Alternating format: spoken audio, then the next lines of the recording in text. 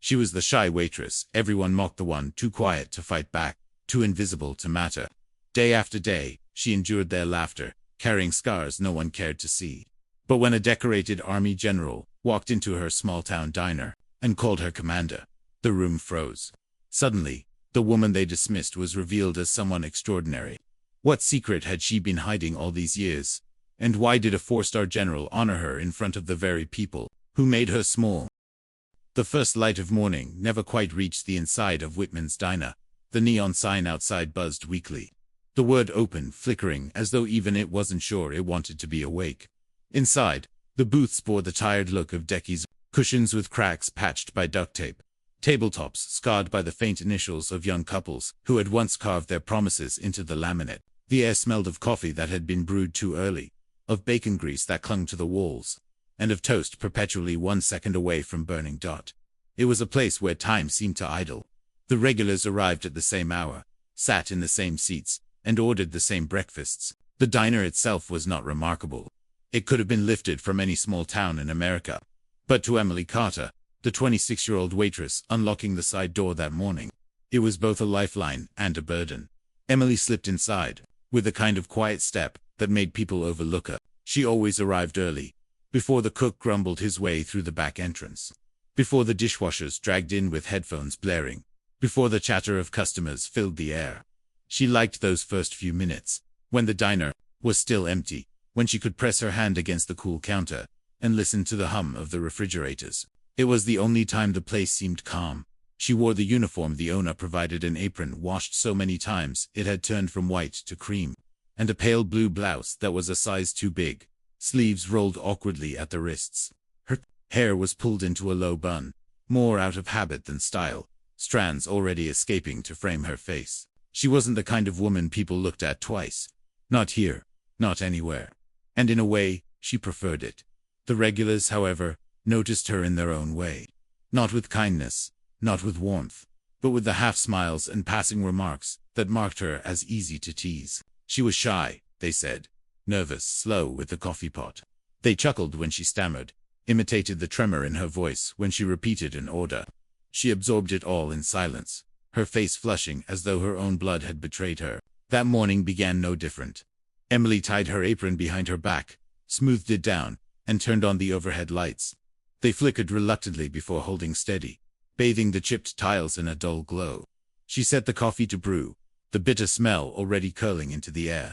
Outside, the first car doors slammed shut, boots crunched against gravel, and the bell above the diner door jingled. Mr. Hodges, a retired mechanic, shuffled to his usual booth by the window. He tipped his cap in her direction but didn't smile.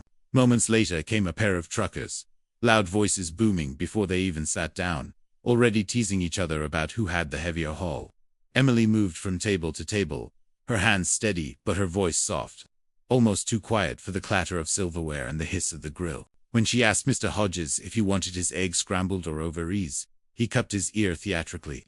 "Speak up, girl, can't hear ya," he said, his grin wide enough for the truckers to laugh. Emily repeated herself, louder this time, and wrote down his order with cheeks burning. It wasn't cruel, not exactly, just the kind of mockery that slid under the skin and stayed there long after the moment had passed. By 7, the diner was alive. Coffee cups clinked, newspapers rustled. The cook swore under his breath as he flipped pancakes too soon. The booths filled with farmers, delivery drivers, and the few locals who had nowhere else to be. And through it all, Emily moved like a shadow present, necessary, but never truly seen. She poured coffee with careful hands, refilled sugar jars, and scribbled orders in her small, neat handwriting. Her lips curved into polite half-smiles when customers spoke, but her eyes rarely met theirs. She was the kind of person people forgot moments after she left their table. Unless, of course, she stumbled or stammered. Then they remembered. Then they laughed. Outside, the sun lifted higher, but inside Whitman's diner, the day had already settled into its rhythm. The hiss of bacon, the buzz of neon, and the quiet presence of a waitress who carried herself like someone who had learned to expect to be overlooked. No one there knew that Emily Carter's silence wasn't born of weakness. No one knew that the same hands now trembling over a coffee pot had once held steady in places far darker than a diner at dawn. To them, she was just a shy waitress, and that was all they cared to see. By the time the clock above the counter inched toward 7:30, Whitman's diner had settled into its morning clamor.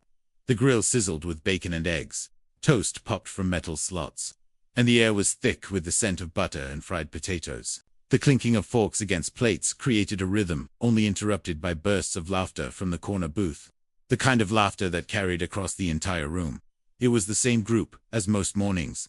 From men who worked at the local lumberyard, their boots tracked sawdust across the floor. Their jackets smelled faintly of chain oil, and their voices always seemed too large for the diner's small space. They ordered the same thing, everyday double stacks of pancakes, black coffee, and sausage links, and treated the ritual less like breakfast and more like a performance. Emily Carter approached their table, pen poised over her order pad. She didn't look at them directly, her gaze hovering just below eye level, as though eye contact might spark something she couldn't contain. She asked quietly if they wanted their usual, her voice barely rising above the hum of the diner. The man closest to the window, a broad-shouldered fellow named Rick, leaned back in his seat and grinned at his friends before answering. "What's that, sweetheart? Didn't catch it." Emily repeated herself, her cheeks already coloring. Rick cupped his hand behind his ear dramatically.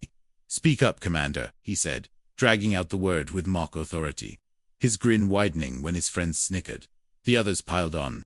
"Yeah, Commander, you gonna bark some orders at us left, right, left?" Another mimed a salute with exaggerated stiffness, nearly knocking over his coffee in the process. The booth erupted in laughter. Emily's pen pressed harder against the paper, the letters of her writing indenting the page beneath. "The usual," she said softly, keeping her voice steady even as her ears burned. She turned to walk away, but the laughter followed her like a shadow. At the counter, two teenagers whispered to each other, snickering into their hands. They weren't part of the lumber crew, but the spectacle was contagious. Emily kept her head down as she carried plates to another table, her steps careful, precise, as if balance alone could protect her from notice. But the booth wasn't finished. When she returned with their coffee, Rick made a show of sliding his cup back and forth across the table. "Careful now," he drawled. "You spill it, and we'll have to write you up, Commander." His friends howled, pounding the table with their fists. The word stung not for what it meant in that moment, but for what it once had meant. Emily swallowed hard, her fingers tightening around the coffee pot. She poured without spilling, her hands steady despite the heat rising in her chest.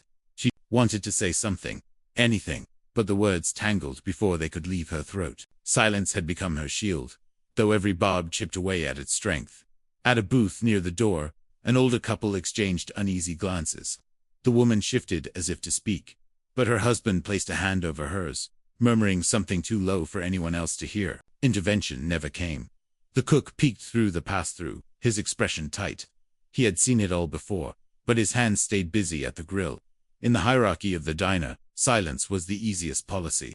Customers paid, and employees endured. Emily delivered the rest of their order plates, stacked carefully on her arm. Steam rising from the pancakes, and set them down with the same care she gave every customer. She didn't linger. She didn't respond when another mock salute earned more laughter. She moved on, shoulders tight, her breath coming shallow as she retreated to the safety of the counter. But safety in the diner was fragile. Every time their laughter echoed, every time their voices rose above the clatter of dishes, Emily felt her chest tighten. The room was small, and their mockery filled every corner. Even the veterans in the far booth, men who had worn uniforms decades earlier, kept their silence. Their eyes followed her, unreadable, but they didn't intervene. By 8 o'clock, the diner was nearly full. The rowdy laughter continued, now mixed with casual remarks about her shyness, her clumsiness, her slowness. For the lumberyard crew, it was entertainment. For Emily, it was endurance. She pressed forward, one step at a time, her apron smudged with coffee rings, her pen trembling as she scribbled orders. When she finally paused near the register to catch her breath, she saw her reflection faintly in the glass of the pie case. The face that looked back at her wasn't the one the mockers saw. They saw timidity, awkwardness, a woman easy to belittle. But behind her tired eyes lay memories she never shared. Memories of commands given, lives saved, burdens carried. The laughter from the booth swelled again, and Emily flinched despite herself. She picked up the coffee pot once more, her steps careful, her shoulders squared just enough to keep moving. The mockery hadn't ended. It had only begun. The kitchen at Whitman's diner was never truly quiet. Even before the first plates reached the tables, The clatter of pans and the low grumble of the morning cook filled the back. Grease hissed on the griddle, spoons tapped against metal bowls, and the faint hum of the dishwasher churned like background static.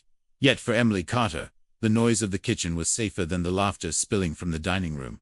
She stepped through the swinging doors, coffee pot in hand, just to breathe. Behind the counter, Frank the cook, who had been with the diner for nearly 20 years, barely looked up. His broad shoulders hunched over the grill, spatula flashing in one hand as he flipped eggs without missing a beat.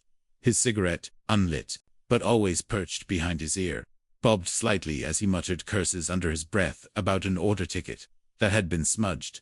Emily set the pot down and leaned against the counter, her breath unsteady. Frank finally glanced her way. "What's the matter now?" he asked, his tone flat, impatient more from habit than concern. She shook her head. "Nothing." The word came out thin, frayed at the edges. Frank grunted and returned to the grill.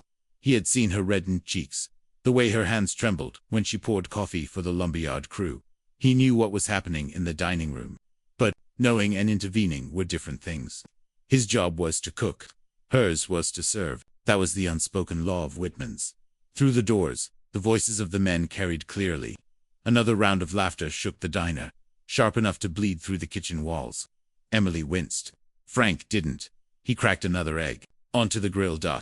At the prep station, Maria, another waitress just starting her shift, adjusted her apron and smoothed her hair in the reflection of the pie case. She was older than Emily, sharp-eyed, and quick-tongued when it suited her, but this morning she said nothing.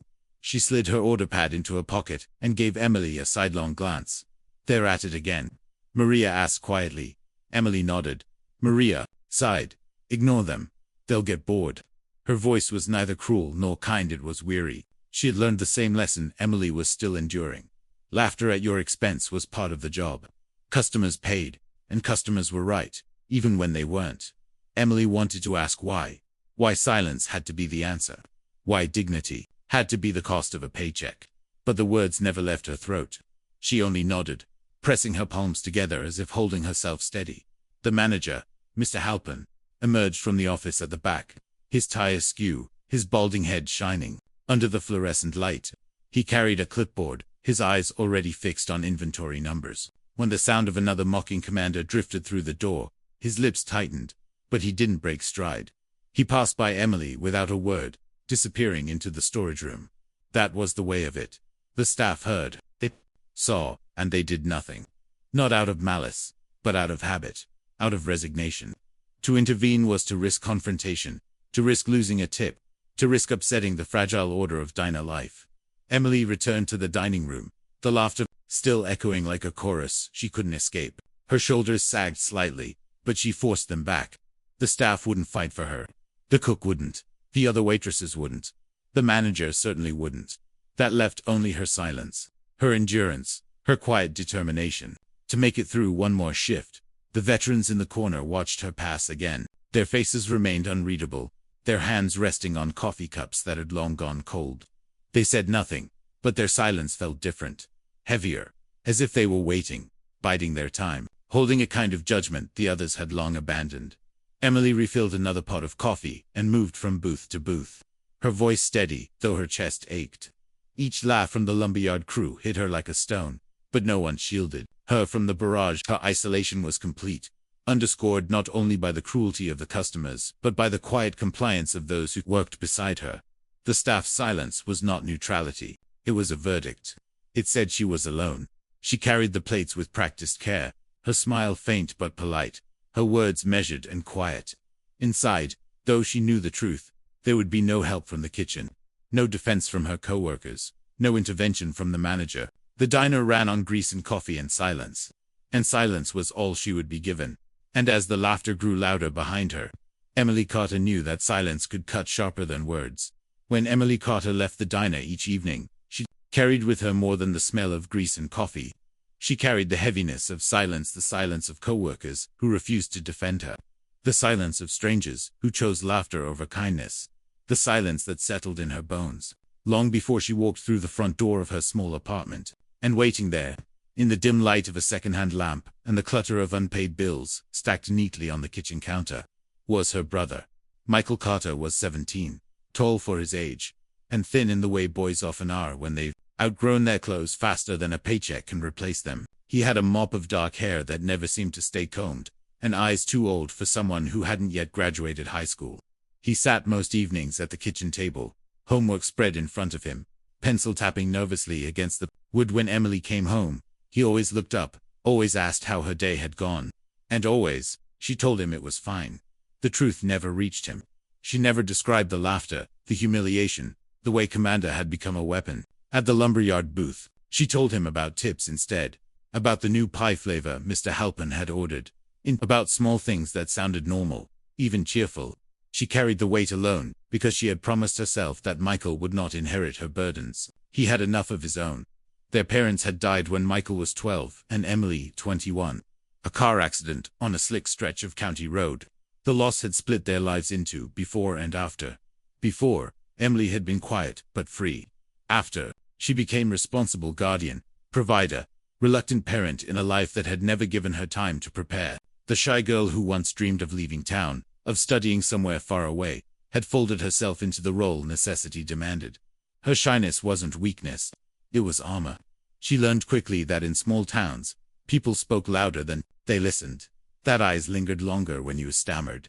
That silence was safer than argument. She became practiced at shrinking, at folding her shoulders inward, at moving carefully through the world like someone trying not to spill a cup filled to the brim.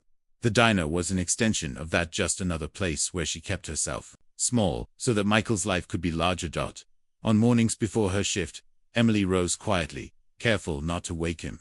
She brewed coffee in their chipped machine, the one their mother had used, and buttered toast from the cheapest loaf in the store. She left notes by his cereal bowl. Good luck on your quiz. Don't forget your lunch. Small reminders that someone was still looking out for him. She never told him. She often skipped her own breakfast to stretch groceries further. Michael, for his part, adored her in the quiet, awkward way of younger brothers. He pretended not to notice the dark circles under her eyes, or the way her hands trembled when she counted out change too carefully.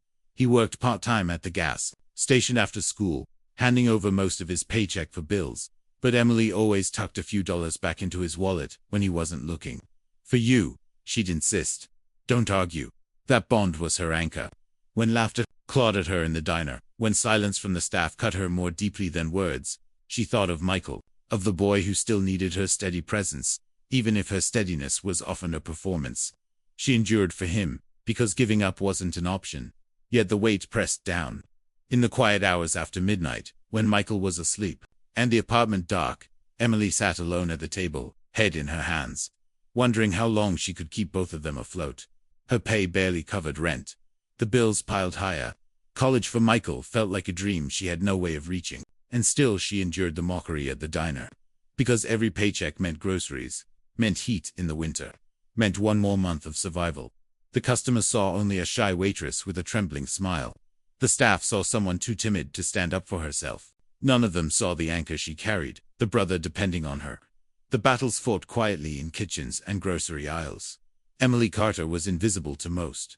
But in the silence of their small apartment, in the steady presence she provided, for Michael, she was something else entirely. She was the weight that held their fragile world in place. And though no one at Whitman's diner knew it, her silence was not surrender, it was sacrifice. By the end of that week, the laughter in the diner no longer came in small bursts. It had grown into something heavier, sharper kind of ritual cruelty that waited for Emily the moment she stepped onto the floor. What began with playful mock salutes and exaggerated commander jokes had become a daily performance for the lumberyard crew. And like most performances, it demanded an audience. The regulars noticed. They always noticed. At first, they simply smirked into their coffee cups, or exchanged quiet glances across booths. But soon the mockery spread like grease on a counter, slick, unavoidable, seeping into places Emily could not escape. On a gray Thursday morning, Rick greeted her with a booming voice before she even reached his booth. At ease, Commander, he barked, snapping his boots together. His friends laughed so loudly that even the cook paused mid-flip of a pancake to glance out. Emily froze for half a heartbeat before forcing herself to approach, her order pad clutched like a shield. Your usual, she asked softly. Rick leaned forward, his grin sharp. Permission to speak freely, ma'am?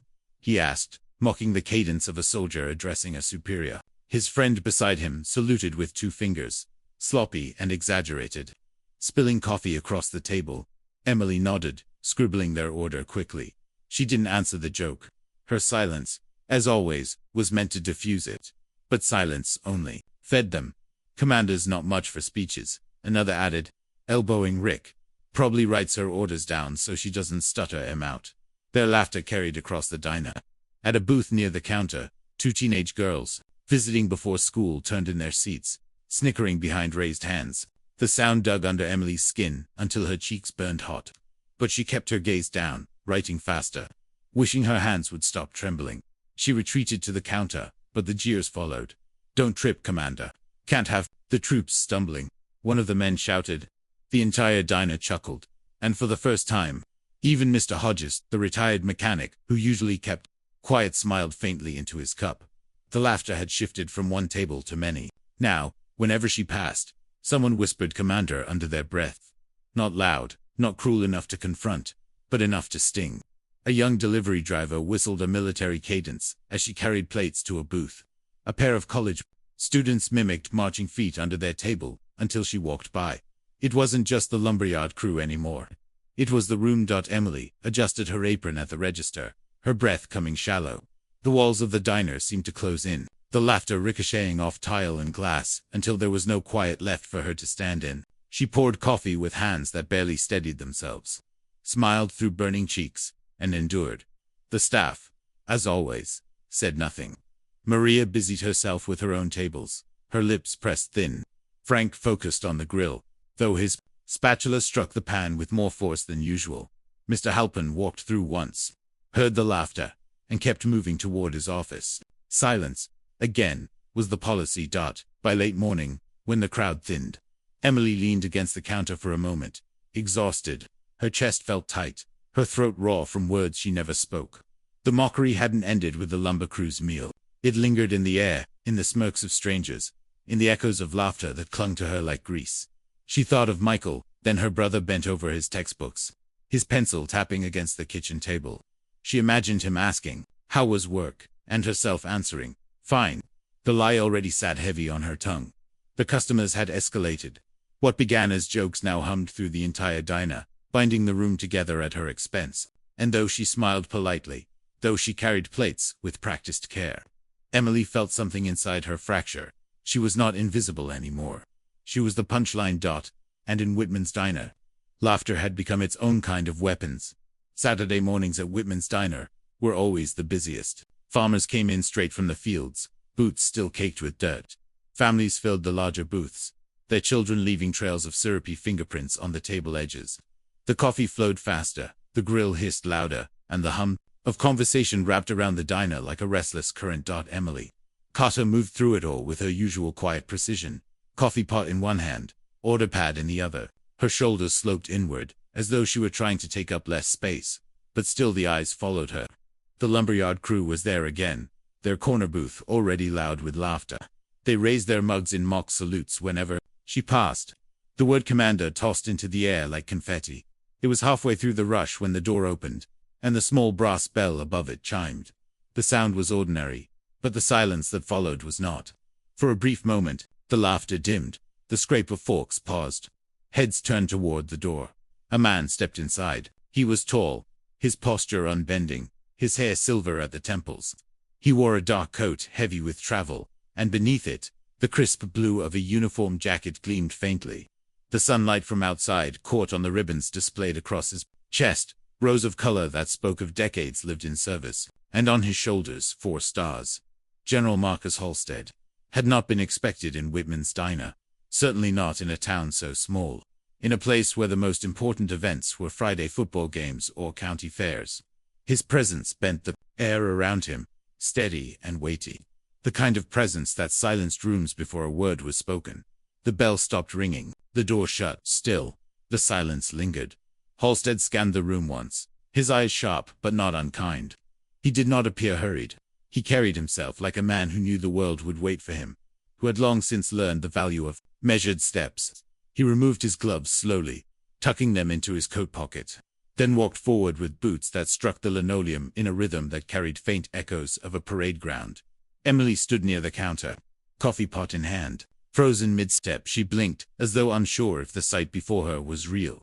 The general's gaze swept across the room, landed on her briefly, then moved on without judgment. Still, that single glance felt like something heavier than all the laughter she had endured. He took a seat at an empty booth near the center of the diner. Not hidden in the corner like the lumber crew, not tucked away at the counter like travelers often did, but squarely in the middle where every eye could see him. Emily's throat tightened as she approached with her notepad. She steadied her voice as best she could. "Coffee, sir." His gaze lifted to hers, steady and calm. "Please." The single word carried a weight of discipline, but also respect. She poured carefully, her hands trembling slightly, though not enough to spill. He watched her with a kind of quiet attentiveness that felt strange, unfamiliar. Most customers never looked at her directly. Most never saw her at all. Across the room, Rick leaned back in his booth, smirking. "Careful, Commander," he called, loud enough for the whole diner to hear. "Don't spill it on the general." His friends roared with laughter, slapping the table. The sound echoed, sharp and familiar. But this time, something shifted. General Halstead did not look at the men. He looked at Emily. His expression didn't harden into scorn or twist into amusement. Instead, his voice broke the tension with a calm certainty that cut sharper than any shout. "Thank you, Commander," he said, nodding slightly toward her, as though the title belonged to her alone. The laughter faltered. The air in the diner stilled. Rick blinked, his grin slipping, his hand tightening around his coffee mug. The word, once mockery, now carried a different shape, a different weight. Spoken by a general, it was no longer a joke. Emily froze, the coffee pot still in her hand. Her breath caught in her throat. For years, the name had been something sharp, something cruel. But in that moment, in that voice, it was something else entirely. Respect, recognition. The diner had grown quiet again. But this silence was not awkward. It was reverent. Every eye in the room turned, not toward the lumberyard crew, not toward Emily's lowered gaze, but toward the general, seated calmly at his booth. The word hung in the air, reshaping itself. Commander, not insult, not mockery. A name spoken with honor. And though Emily did not yet know why the general had come, or what had drawn him into a small-town diner on a Saturday morning, she felt the shift like a sudden change in weather. The ground beneath her humiliation cracked, if only for a moment. As something new broke through, the word lingered in the air longer than anyone expected. "Commander," not barked in jest by a lumberyard worker, not muttered under a teenager's breath, but spoken clearly, evenly, and with deliberate respect by a man who carried 4 stars on his shoulders. For a moment, Whitman's diner felt like no ordinary diner at all. The smell of bacon still clung to the air, the hiss of the griddle still came faintly from the kitchen, but everything else held still like the room itself had stopped to listen. Emily Carter's fingers clenched tighter around the handle of the coffee pot. She couldn't move, couldn't quite breathe. She had grown used to the name being a dagger, a word that drew laughter at her expense. But here it was reshaped in an instant, turned into something she barely recognized. Rick shifted in his booth. The grin that usually anchored his face flickered uncertainly, his eyes darting toward his friends as though to confirm whether he had really heard what he thought he'd heard. His friends didn't laugh this time. They sat straighter, glancing at one another, their hands stilled on forks and mugs. The word had unsettled them, stripped away their certainty. Emily forced herself to set the coffee pot down on the general's table, her hands steady only because she willed them to be. She managed a quiet "thank you, sir," though the words barely made it past her lips. Her face felt hot, her throat tight. She didn't know where to look, didn't know how to carry the sudden weight that had been placed in her hands with a single word. The general stirred his coffee with measured curve, as though nothing extraordinary had happened. His eyes, sharp but steady, met hers once more. There was no smirk, no flicker of humor, only acknowledgement. That was what shook her most, acknowledgement. The rest of the diner had grown restless with silence. A reporter from the local paper, who had come for nothing more than a breakfast plate, and maybe a human interest story, leaned forward, scribbling into his notebook. 2 children at a nearby booth whispered questions to their mother, who hushed them quickly, though her own eyes remained fixed on the man in uniform. Even Frank, the cook, poked his head briefly through the pass-through window, his spatula hanging forgotten at his side. Maria, the other waitress, paused near the pie case, frozen mid-step. She had worked alongside Emily for years, had seen her shoulders shrank smaller under the weight of constant laughter, had kept her own silence, because silence was easier. But now, watching the general speak, her face changed. She stood straighter, her lips parted slightly, as if realizing what had just happened before anyone else dared to say it aloud. The lumberyard crew tried to recover. Rick forced a laugh, though it came out thin and brittle. "Well, guess she's got herself promoted," he said, nudging his friend's shoulder. But no one laughed with him. The joke fell flat. The general's calm presence had stripped the word of mockery, left it raw and unshakable. Emily returned to the counter, her steps measured, her chest rising and falling as though she had just walked out of a storm. Her reflection in the glass of the pie case looked the same, plain uniform, tired eyes, hair pulled back too tightly. Yet something felt altered, as if the word had redrawn her in ways she couldn't yet understand. At her booth, the general drank his coffee slowly. He didn't speak again, didn't look toward the lumberyard crew, didn't need to. The authority of his single word still hung over the room, shaping every breath, every whisper. For Emily, it felt like carrying something delicate but powerful. "Commander," spoken once with dignity. It rang louder in her chest than all the laughter she had endured. She tried to push it aside, tried to return to the rhythm of pouring coffee, delivering plates, jotting orders, but the syllables kept echoing, soft and insistent, like a drumbeat beneath the noise of the diner. The others felt it too. Even those who had never mocked her, who had simply watched from the sidelines, now saw her differently. The word forced them too. A four-star general had chosen it, had claimed it for her. It was only a word, yes, but it was also more than that. It was the weight of recognition. And though Emily Carter still moved with the same careful steps, still spoke in the same quiet tone, the diner no longer looked at her as it once had. The hum of Whitman's diner shifted in the wake of that single word. Conversations, once careless and loud, now carried an edge of caution, as though everyone feared being overheard. Forks clinked against plates, spoons stirred coffee. But beneath those ordinary sounds came a quieter undercurrent. Whispers. They began at the booths nearest the general.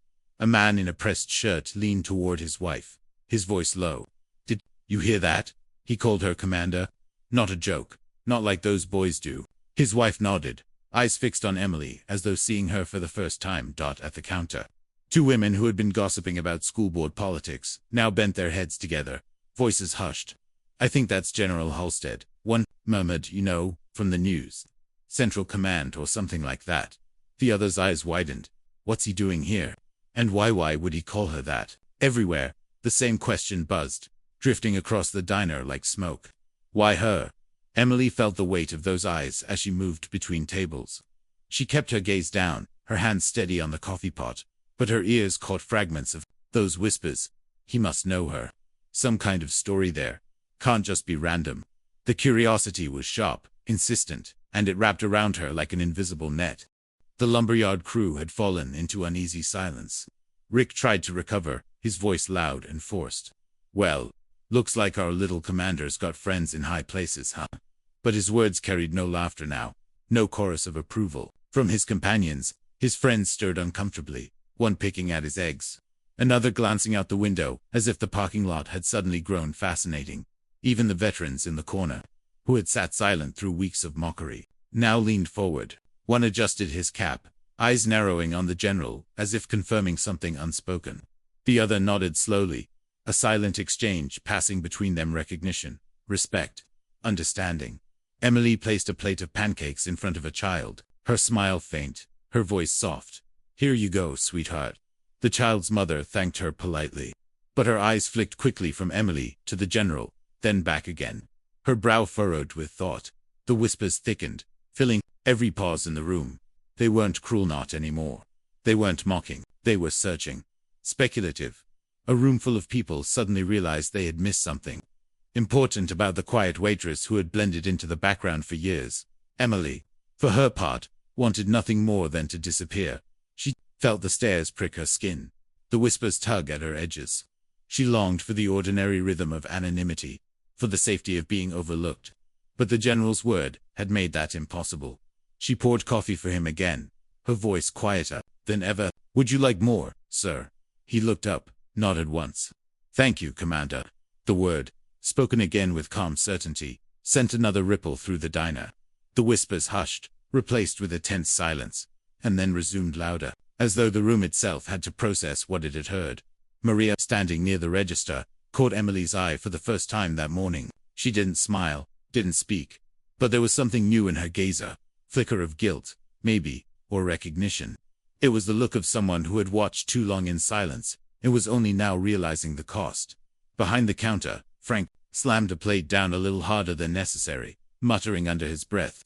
Even he, gruff and indifferent, seemed unsettled.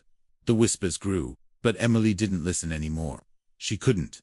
If she let them in, she feared she might crumble under the weight of all those shifting eyes. Instead, she moved carefully, clinging to routine, coffee, orders, plates, smiles. But beneath her quiet steps, beneath the hum of the diner, one truth pulsed steady and unshakable.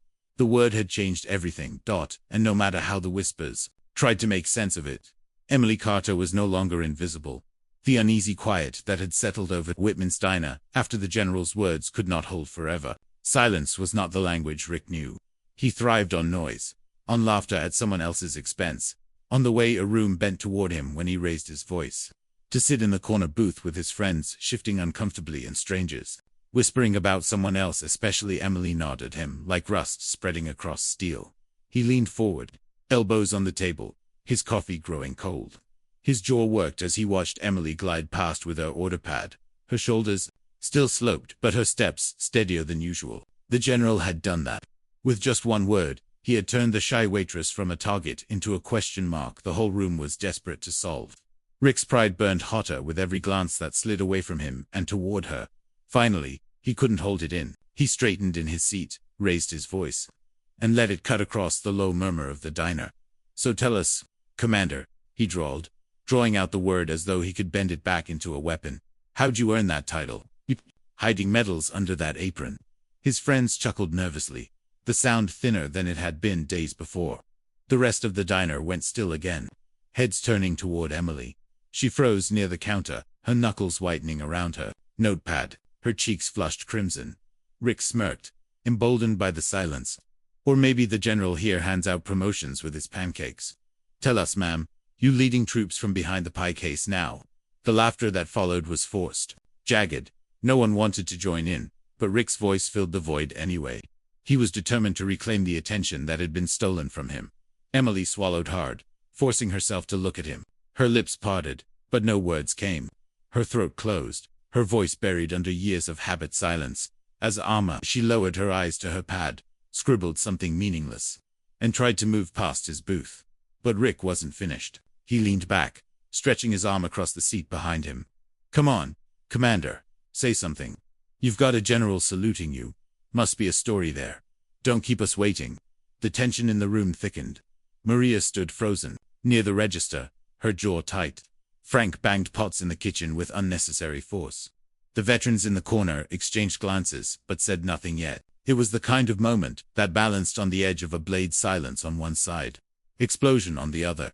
Emily's hands shook as she placed a plate on the table beside Rick's booth. She kept her gaze fixed on the dish, refusing to look at him. Her silence was answer enough. Rick chuckled low, triumphant. "That's what I thought. Commander of nothing." The words landed heavy, cruel in their simplicity.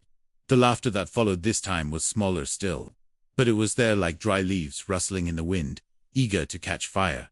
Then came the sound of boots against linoleum, steady, unhurried. The general rose from his booth. His chair scraped back with a weight that made every head turn. General Halstead didn't raise his voice. He didn't need to. His tone carried through the diner with the same calm authority it had on parade grounds and in war rooms.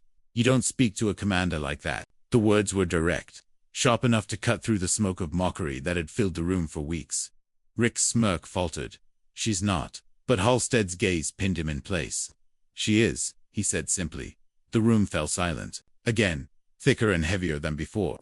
Emily stood rooted to the spot, her chest tight, her eyes wide. The word had been spoken once more, not by mockery, not by accident, but by deliberate truth. Rick shifted in his seat, suddenly aware of the stares on him. For the first time, he looked small. The challenge had been made, and without raising his voice, without lifting a hand, the general had already answered it.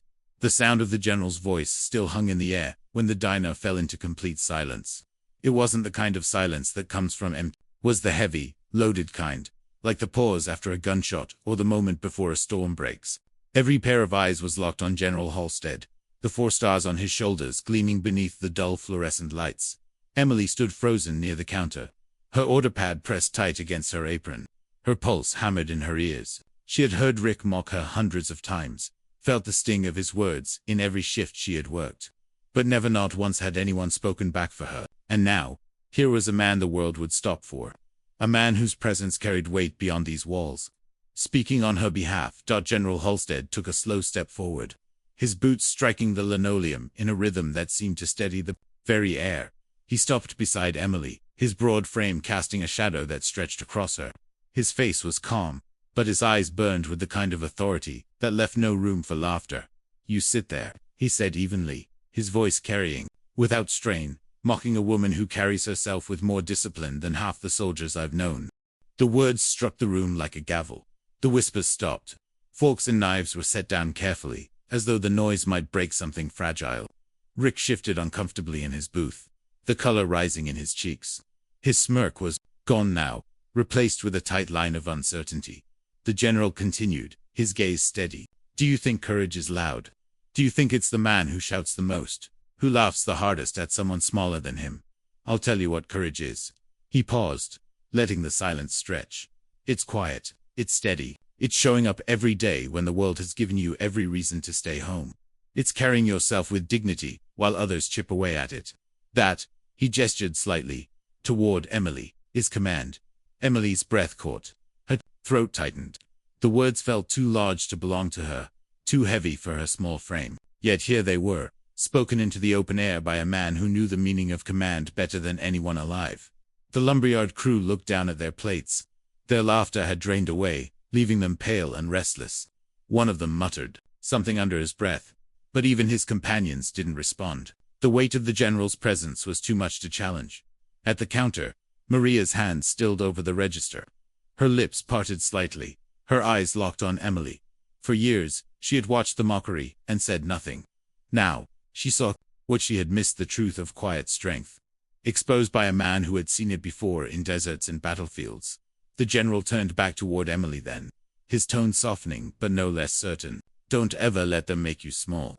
Titles don't come from them. Titles come from what you carry when no one is watching. And you, Commander, have carried more than they'll ever understand." The diner held its breath. Even the clock on the wall seemed to tick quieter. Emily's eyes blurred with tears. She tried to blink away. Her lips parted, but her voice was faint, almost swallowed by the silence. I'm no commander." Halstead shook his head gently.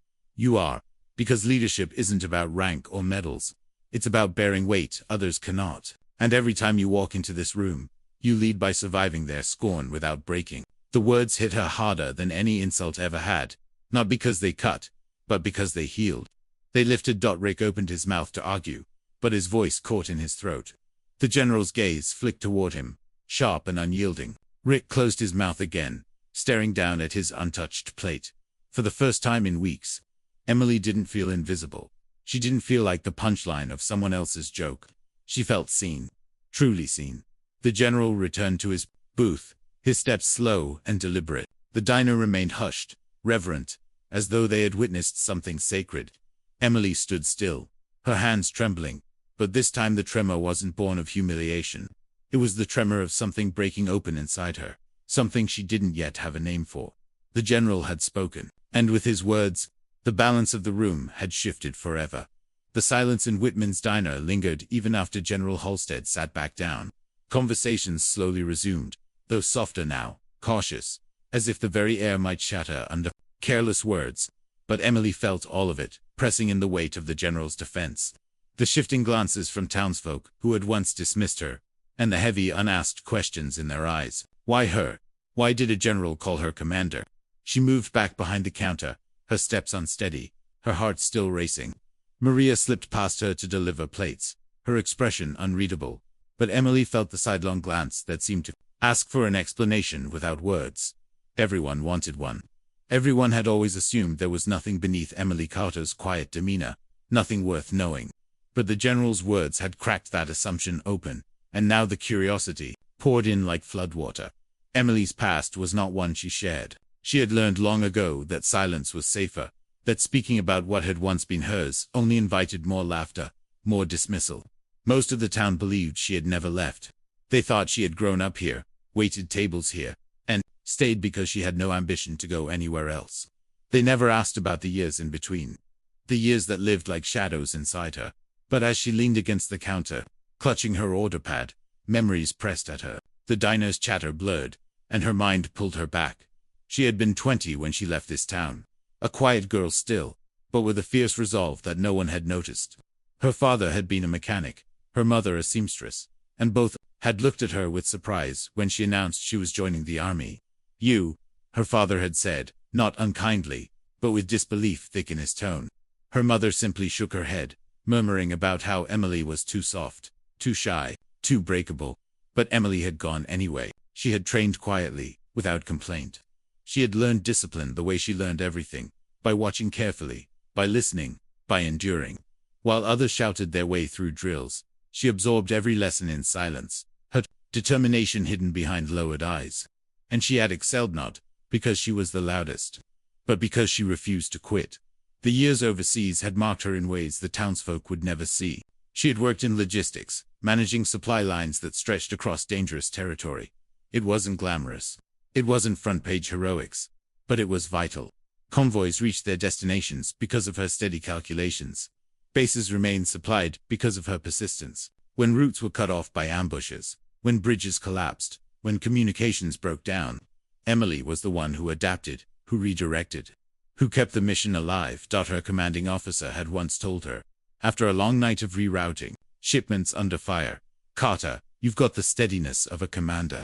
The words had stuck, even if she never repeated them.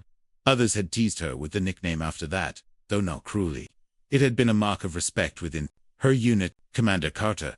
They called her the quiet girl, who never raised her voice, but somehow kept the wheels turning. But when she came home, that respect hadn't followed. Civilian life did not value logistics. It did not see the invisible weight she had carried, and so she had returned to her hometown, where the only work waiting for her was behind the counter of a diner. The nickname followed her only in fragments: old squadmates who wrote letters, veterans who nodded when they passed her. But here, in this town, it twisted into mockery. Commander became a joke again, a dagger instead of a medal. Emily blinked, pulled back to the present by the sound of a plate clattering in the kitchen. Her chest ached with the press of memory. She glanced toward General Halstead. He sat calm, sipping his coffee, but his eyes flicked to hers briefly, knowingly, as though he remembered to dot the whispers in the diner swirled. "She served, didn't she?" one voice muttered. "I heard something about convoys overseas." Another leaned closer. Maybe that's why he called her that. Maybe she was somebody once. Emily's throat tightened. Somebody once. The word stung more than she expected. She still carried those years, those scars. But here, in the diner, they had been erased, rewritten into smallness.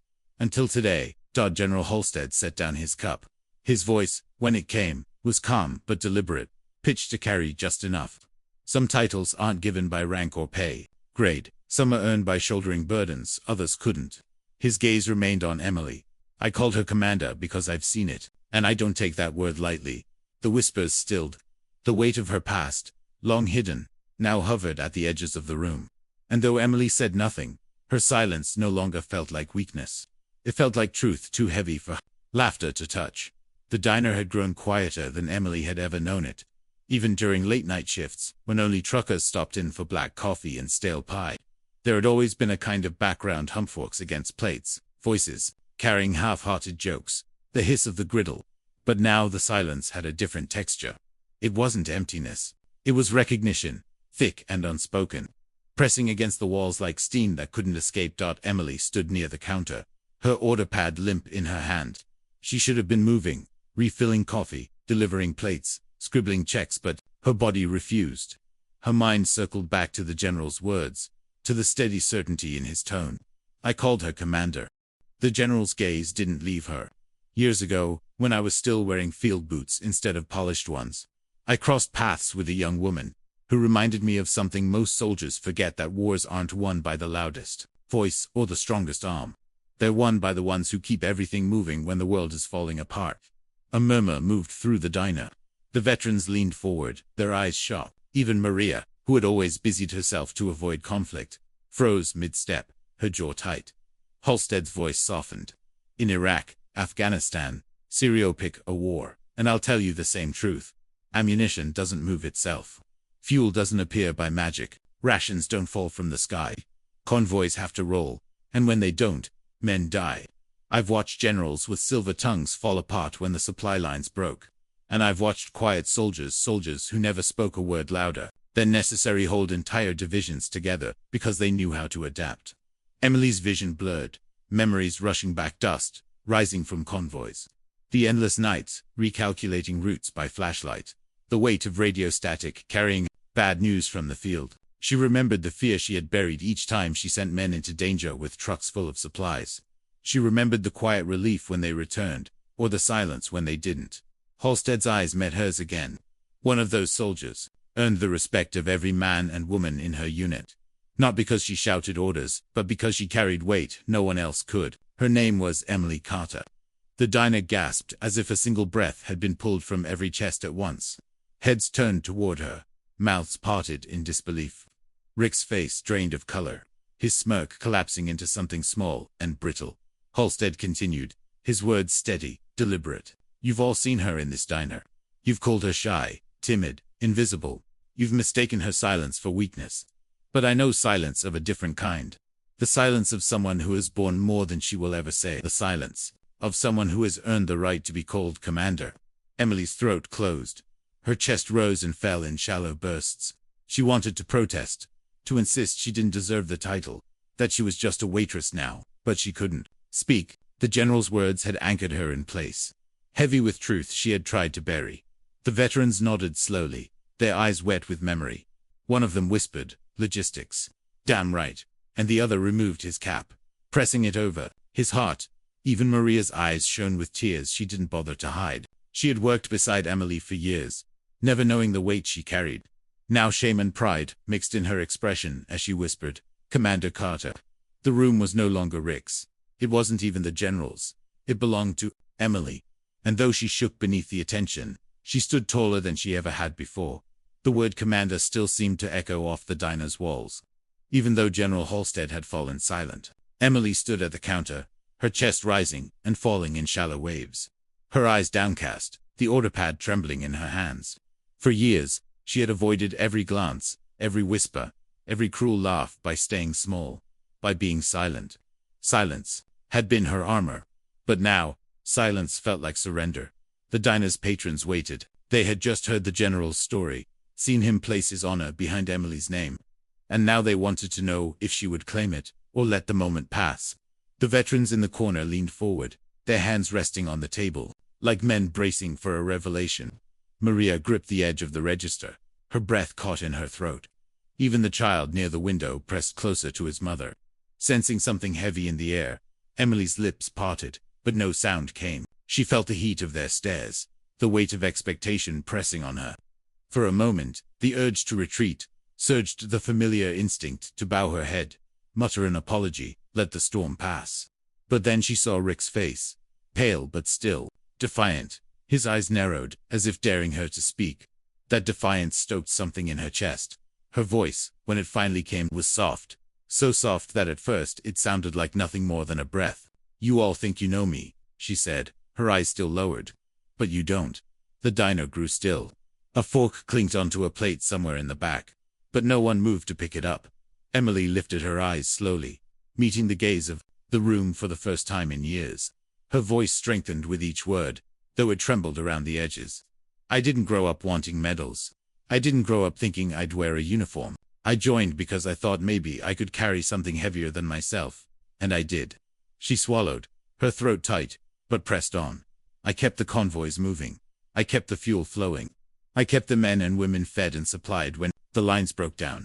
And every time I sent a truck out, I prayed it would come back. Some did, some didn't, but I carried it anyway. Because someone had to. Her hands shook harder now, but she didn't lower them. She gripped the counter behind her, anchoring herself. And when I came home, none of that mattered. I wasn't a commander anymore. I wasn't anything. I was just Emily. Just a shy waitress at Whitman's diner. And maybe that was easier for everyone to accept. Easier to laugh at me than to ask what I carried. The words cracked then, and her voice wavered. But she didn't stop. But I carried it. I still do. Every morning, every night. And I thought I'd carry it alone forever. The silence that followed wasn't pity. It was respect. The veterans nodded, their eyes wet. Maria's lip trembled, her hand covering her mouth. Even the child at the window looked at Emily with a quiet, solemn awe. Rick shifted in his seat, restless, but for the first time, he didn't speak. He had nothing left to say. Emily exhaled, her shoulders trembling, but she didn't look down. Again, she had spoken. For the first time in years, she had allowed her voice to rise above the hum of the diner.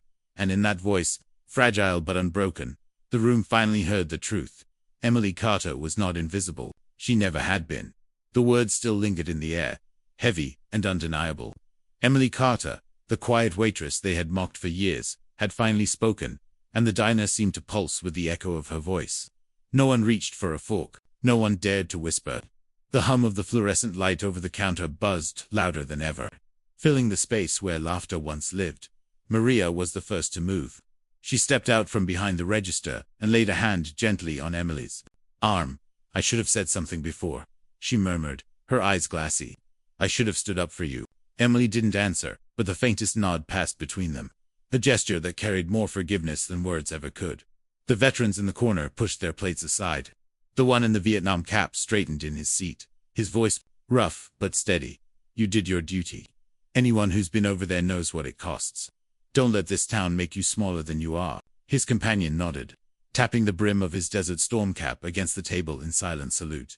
Others in the diner shifted uneasily. A young mother near the window clutched her son closer, whispering into his ear. He stared at Emily with wide, searching eyes, as though seeing her for the first time. At another booth, two men who had once joined in Rick's laughter leaned close to each other, their voices hushed. "She really served?" one asked. "All this time?" The other shook, his head, guilt-ridden plain on his face. "We didn't know." The lumberyard crew, usually loud and boastful, avoided her gaze altogether. They poked at their half-finished breakfasts, the clink of utensils faint and nervous. One of them, younger than the rest, cleared his throat and muttered, "Guess we were wrong." His voice was low, almost ashamed, but in the hush of the room it carried. Rick sat rigid in his booth, his fists still clenched, but the smugness had drained from his face. The balance of the room had turned against him. For the first time, his words would not land. His authority had crumbled beneath the weight of silence, of truth. He opened his mouth, perhaps to spit one last insult, but when his eyes met General Halstead's, the word shriveled on his tongue. He looked away, his face pale, his power gone. The general himself hadn't spoken since Emily's confession. He didn't need to. His silence acted as a shield around her, an unspoken command to the room to think before they opened their mouths again. His eyes remained on her, steady, as though reminding her that she was not alone in the weight she carried. Emily stood rooted behind the counter, her knees trembling, her palms still damp against the laminate. She had not expected this turning of faces, this quiet shift in the air. For years she had lived under their small-town gaze, painted as meek, as lesser, as invisible. Now those same eyes looked at her differently, not pitying, not mocking, respectful, though tinged with shame. She breathed in slowly, her chest expanding against the tightness that had lived there for so long. For the first time, she allowed herself to meet their stares without lowering her own. The diner had changed. The town had changed. And though she did not say it aloud, Emily understood the truth. Once seen, she could never be unseen again. Rick had never been a man who surrendered ground easily. In the lumberyard, in the bar on Friday nights, and in Whitman's diner every morning, he was used to being the loudest voice in the room. But now, with the air thick from Emily's words and the general's steady silence, he felt the weight of every eye pressing against him. The diner that had once laughed at his jokes now sat quiet, waiting not for his punchline, but for his retreat. His pride burned hotter than the coffee cooling in his cup. He slammed his palm against the table, the sound breaking through the hush. "So what?" he barked, his voice cracking slightly, though he tried to mask it with anger. "She served some time overseas, big deal. That doesn't make her some kind of hero. She's still just a waitress wiping down tables, same as yesterday." A ripple of disapproval swept through the diner. The veterans stiffened, their jaws tight. Maria glared at him from behind the counter, her arms crossed. Even the young mother in the corner shook her head, muttering, "Shame on you." But Rick wasn't finished. He leaned forward, his eyes locked on Emily, desperate to reclaim his footing. "You hear me? You think one story from some fancy general changes who you are? It doesn't. You'll always be the shy little waitress who couldn't look anyone in the eye. That's who you are. That's all you'll ever be." Emily felt the words strike, sharp and familiar. For years, she had heard them dressed in laughter, carried in whispers. But now they sounded hollow, brittle. She didn't shrink this time. She didn't lower her gaze. She stood still, her hands flat on the counter, and met his eyes. Her silence was enough. The room seemed to lean toward her, not him. Rick noticed. He saw how the crowd had shifted, how his words failed to draw the chuckles they once had. Panic flickered behind his anger. The fear of a man losing his audience. General Halstead finally spoke, his voice calm but carrying the weight of command.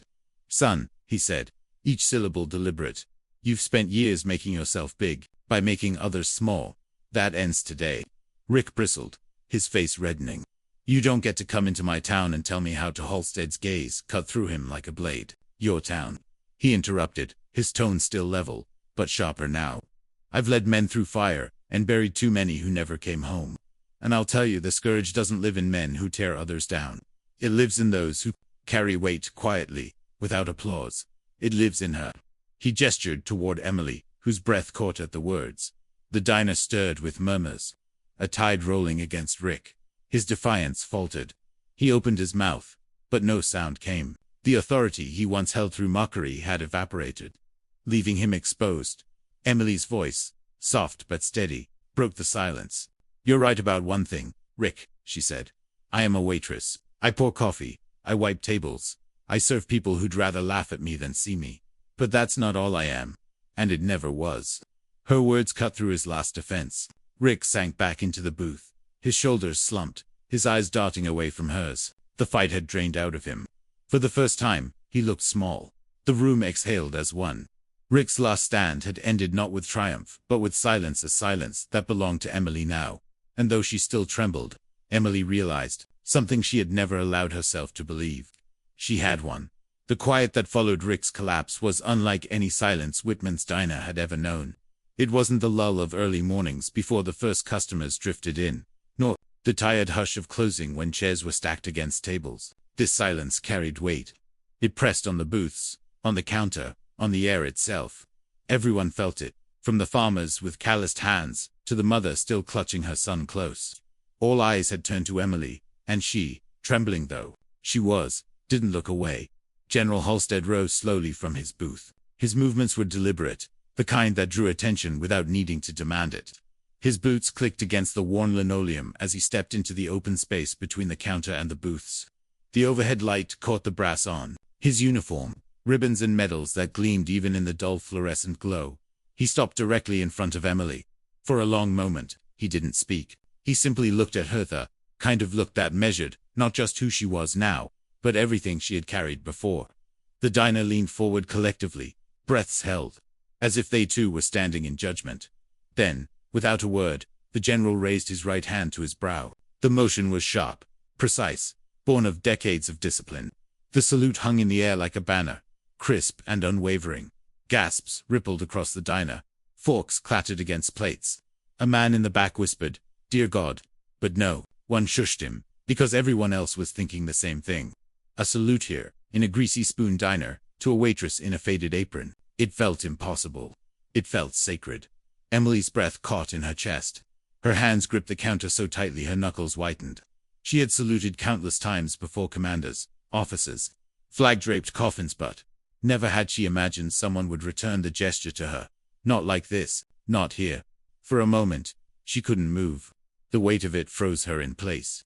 But then, slowly, shakily, she set down her order pad, wiped her palms against her apron, and lifted her hand. Her arm trembled, but she forced it higher, fingers pressed together until her own salute met his. The room erupted not with noise, but with movement. The veterans in the corner stood first, their caps pressed to their chests, their spines stiff with old discipline. Then others followed. A man who had never worn a uniform rose anyway, his hand pressed to his heart. The mother whispered something to her son, and he stood too. small hand clumsily mimicking the gesture. Rick alone remained seated, his face pale, his eyes locked on the floor. His voice, once the loudest in the room, had vanished. Emily held the salute as long as she could. Her arm shook, tears blurred her vision, but she didn't lower it. For the first time in years, she wasn't hiding. She was seen. Truly seen. General Halstead lowered his hand with practiced precision, his eyes never leaving hers. "Commander Carter," he said, voice steady but carrying across the room. "You've earned this, more times than anyone here will ever know." The words sank into the walls, into the hearts of everyone listening. In that instant, the diner was no longer just a diner. It was a place of witness, a place where silence had turned to honor. Emily lowered her hand at last, tears slipping down her cheeks, but she didn't wipe them away. She let them fall, unashamed. The salute had spoken louder than any judgment, louder than years of laughter. It had made her visible. It had made her whole. The morning light outside had shifted by the time the salute ended. The sun, climbing higher, pushed through the blinds in sharp golden beams, slicing across the chipped tabletops and casting long shadows over the floor. Whitman's Diner, a place where gossip and laughter had always floated above the smell of bacon grease, felt different now. Heavier, yes, but also brighter. The regulars sat changed in their booths. Men, who once laughed at Emily's shy glances, now looked at her with lowered eyes, shame carving lines into their faces. The young mother near the window, who had whispered for her child to watch, kept her arm wrapped around the boy's shoulders. He hadn't sat down since the salute. His small hand rested against his forehead in a crooked imitation, as though he understood instinctively that this was no ordinary morning. The veterans remained standing, caps pressed to their chests. Their eyes, glassy with memory, stared at Emily, as though they were looking at one of their own. Because for years, they had come to this diner, sipping bitter coffee, trading stories in low voices, never guessing that the quiet waitress, sliding plates across the counter, had carried her own. Now they knew, and the weight of that knowledge anchored them like stone. Maria, still behind the counter, wiped her face with the back of her hand. The tears streaked her mascara, but she didn't care. Her voice, when she finally spoke, carried the quiet awe of someone who had just seen the ground shift beneath her feet. "All this time," she whispered, "all these years, and we never saw you." Emily's cheeks flushed, not from shame, but from something new, recognition. She didn't know how to respond, so she simply nodded, her hands trembling against the counter. The lumberyard crew looked restless, shifting in their booth, their plates untouched. One of them, broad-shouldered, his voice usually the loudest, finally spoke. "We were wrong," he admitted, his tone low, almost ashamed. "We thought you were easy to laugh at. We didn't know what you'd done, what you'd carried." His words trailed off, and for once, he didn't try to cover them with a joke. Rick remained hunched in his booth, his hands pressed flat against the table. The world he had ruled with mockery had turned its back on him. His smirk was gone, replaced by a tight-lipped scowl that fooled no one. His silence was louder than his words had ever been. The general stood tall in the center of the diner, his presence holding the room together. He didn't speak further, he didn't need to. His salute, his testimony, had already redrawn the lines of power. He simply watched Emily, his expression steady, as though reminding her with every glance that she wasn't alone anymore. Outside, cars rolled past on the main road, horns honking, engines humming, unaware of the transformation taking place inside. For the town, it had been just another morning. But for those in Whitman's Diner, it was something else entirely. A reckoning, a revelation. The people who had once laughed now shifted in their seats with shame, some unable to meet Emily's gaze, others looking at her as if they were seeing her for the first time. Respect filled the air, awkward, fragile, but real. It wouldn't erase the years of silence or the weight of their mockery, but it was a beginning. Emily exhaled, a shaky breath that trembled through her chest. For years, she had walked through these mornings invisible, shrinking beneath the laughter. Now, as the diner sat in reverent quiet, she realized that invisibility was gone. The town could never go back to the way it had been. Whitman's Diner had changed, and so had Emily. The diner still buzzed with the memory of the salute. People sat stiff in their seats, unsure what to say, their shame and awe twisting into silence. Yet there was one man in the room who couldn't sit still. Rick shifted in his booth, his knuckles white against the tabletop, his jaw clenched. He had been the loudest voice that morning, the one who mocked Emily as he always did. But now, stripped of his audience, he looked cornered. desperate to claw back even a shred of control. General Halstead watched him without speaking. The air around the booth was heavy, as though the weight of every gaze pressed Rick deeper into the vinyl seat. The general's silence carried more authority than any insult Rick could muster. Still, pride was a hard thing for a man like him to release. But Rick finally shoved himself up from the booth, his chair screeching against the linoleum. The sound echoed through the diner like a warning. "So what?" he snapped, his voice hoarse. "One story, one salute, and suddenly, she's untouchable. You all think she's better than the rest of us because she played soldier for a few years." Gasps rose around him. Maria flinched behind the counter. The veterans' faces hardened, their jaws set like stone. The young boy by the window clung tighter to his mother's arm. Rick had raised his voice, but it only made him smaller. Halstead stepped forward, his boots clicking once on the floor before he stopped. He didn't shout, he didn't need to. His voice was low, even, but sharp enough to cut through Rick's bluster. "I've led soldiers for 40 years, he said. "I've buried too many who never came home. And I've stood in rooms with men who thought they were bigger than they were. Do you know what I've learned?" Rick sneered, but the expression faltered under the general's gaze. "What?" he muttered. "That character," Halstead said, "isn't measured in words or in swagger. It's measured in what a person carries when no one else sees it. It's measured in sacrifice, in silence, in the weight that never goes away. And by that measure, Emily Carter stands taller than you ever will." The words fell like a gavel. The diner went still again, the silence so thick it seemed to hum. Rick's face turned red, then pale. His mouth opened, but nothing came out. The room no longer belonged to him. Emily stood frozen behind the counter, her chest tight, her hands trembling, but this time not from fear. She watched as the general stripped Rick of every ounce of power he had once wielded. He wasn't mocking her anymore. He wasn't laughing. He was shrinking, step by step, under the truth laid bare. The veterans nodded, their eyes shining with a quiet respect. One of them murmured, "That's the only judgment that matters," and tapped his cap against the table. Maria whispered under her breath, "Finally." Even the child by the window seemed to understand, his small face serious as he leaned closer to his mother. Rick lowered his eyes at last, shoulders slumping. He didn't sit back down. He didn't speak again. He simply turned, muttering something under his breath, and pushed his way out the door. The bell above it jingled once, then fell silent. Halstead looked back at Emily. "You don't need this town to see you, to know who you are," he said quietly, "but sometimes the truth has to be spoken out loud." And today, it was. Emily swallowed hard, her vision blurring. For the first time, she didn't feel invisible. For the first time, she didn't feel small. The judge of character had spoken not with a robe or a gavel, but with a life lived in command. And his verdict was final. The bell above the diner door swung once, then stilled. Rick was gone. His absence left a hollow space, but it wasn't emptiness. It was relief. The tension he carried with him had dissolved, and in its place lingered something heavier, something more enduring respect. The room stayed hushed, as if afraid that one wrong sound might break the fragile balance of what had just been witnessed. Emily Carter stood behind the counter, her apron streaked with coffee stains, her hands still trembling faintly against the laminac. She had expected this day to be like any other. Pour coffee, take orders, pretend she couldn't hear the laughter.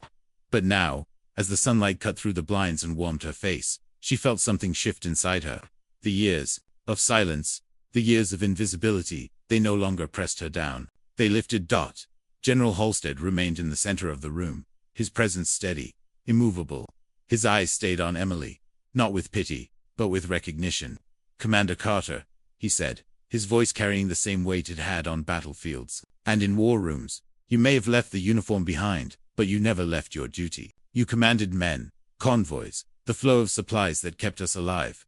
And when you came home, you carried all of it in silence. That is leadership, that is command." The words stunned her. Commander Carter.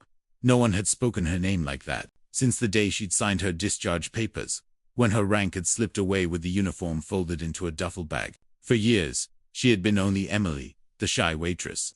But now, the name echoed in her chest like a forgotten anthem. Commander Carter. The veterans stood again, almost as one. They didn't salute this time. They didn't need to. Their eyes said enough. The Vietnam vet nodded once, slow and reverent.